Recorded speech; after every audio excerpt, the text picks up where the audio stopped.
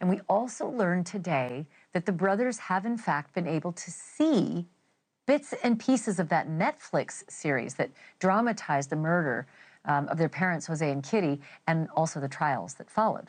So this is now Lyle Menendez telling Harvey and Mark how he reacted to seeing himself and his brother portrayed that way on screen.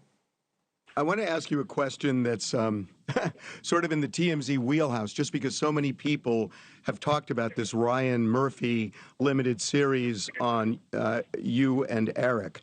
Do you have any opinion about it? Were you able to see it based on what you know? What do you think? We were able to see quite a bit of it. I watched some of it through video chat that they allow us to do here, and obviously we've seen a million clips of it on TV and heard about a lot about it. So we feel like we've seen the entire thing. We have not yet. To me, it's just a funny thing. The media and Ryan Murphy's project was very widely disseminated, and it really did actually move a lot of people to understand the childhood trauma that Eric and I suffered, and particularly the horrific stuff that Eric suffered. Cooper Koch's rendition of Eric and his trauma was pretty extraordinary, and so was actually Nicholas's. So I feel a lot of people were educated about what can happen even in rich, in affluent homes behind walls and behind hedges, and manicured lawns. And so I think it opened a lot of people's eyes, and that's always a good thing. Abuse, it requires being in the shadows of society, because once you bring a spotlight on it, the bullying and the trauma tends to find healing or find recourse. And so I feel like shining a light on it, Ryan Murphy did, and his project ended up doing that. And so in that way, I think we are grateful.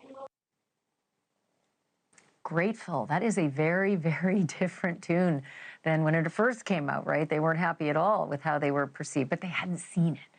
They'd only heard snippets. A little while ago, I checked in with my old friend Harvey Levin about the wide-ranging conversation that he and Mark had with the Menendez brothers. Have a look. Harvey, what an unbelievable interview, especially to hear them together. Is this the first time that they've interviewed together in I want to say decades? Well, it's as far as I know, it's the first time they've done any interview together for the 35 years they've been in prison. Remember, for the first 21, they were separated. Right. They were apart, so they couldn't possibly have done that. And the mechanics of doing this, I was envisioning in my head that they are at a phone bank together using the same phone and passing it the phone between their ears. forth. Tell me about that. Yeah, I mean, this was a prison phone call, and they would pass the phone back and forth.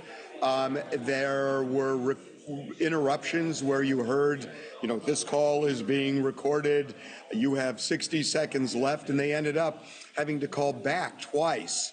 And Ashleigh, I accepted all 3 collect calls, just so you know, for the record. You're going to have to line item that in the budget, Right. Harvey.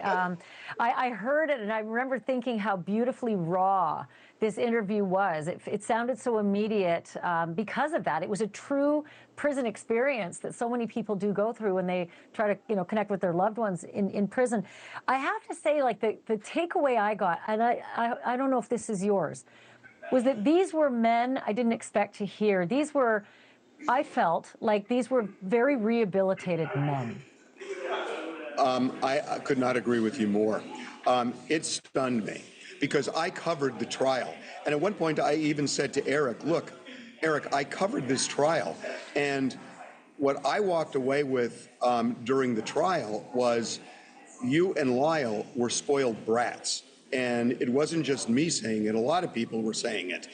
And he owned it and said, we were spoiled brats. And he said that we had insecurities and we felt we could cover them up with expensive clothes and fancy cars, and it's hollow and we know it.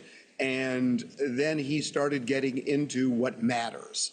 And these are 2 guys who have thought a lot about what they did wrong, what they want their lives to be, And the thing that really struck me maybe the most, Ashleigh, is think about it.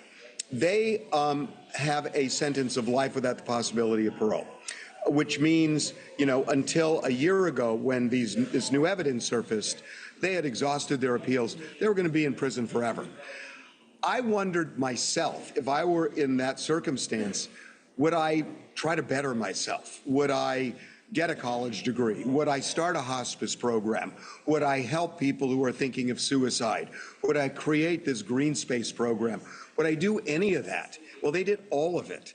Thanks for watching. Go to joinnn.com to find NewsNation on your screen. And don't forget to click the red subscribe button below to get more of NewsNation's fact-driven, unbiased coverage.